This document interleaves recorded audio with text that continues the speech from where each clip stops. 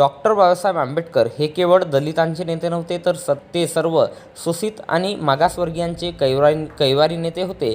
त्यांनी आपल्या राजीनाम्यातून हे सिद्ध केले की त्यांच्यासाठी सत्ता आणि पद महत्त्वाचे नसून उपेक्षितांना मिळणारा न्याय महत्त्वाचा आहे. ज्या समाजाच्या हितासाठी मी कायदामंत्री झालो होतो, त्या समाजाचे हित जर मी पूर्ण करू शकलो नसेल, तर मला या पदावर राहण्याचा कोणताही नैतिक अधिकार नाही, असे ठणकावून सांगून बाबासाहेब आंबेडकर यांनी समाजातील सर्व घटकांसाठी मोलाचे सहकार्य केले आहे.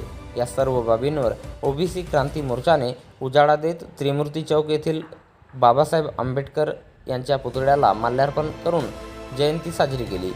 यावेळी संजय मते, ओबीसी क्रांती मोर्चा संस्थापक अध्यक्ष अनिल कडव, यशवंत सूर्यवंशी, जीवन भजनकर, राजपूत सर, प्रकाश मुटकुरे, सुरेंद्र मुडघरे, अमित मेहर, दिलीप उमाळे, अजित शेख, सुधीर सार्वे, शोभा बावनकर, किरण मते, प्रकाश मानते, अजय तांबे, विलास साकुरे, नचिकेत मते प्रामुख्याने उपस्थित होते.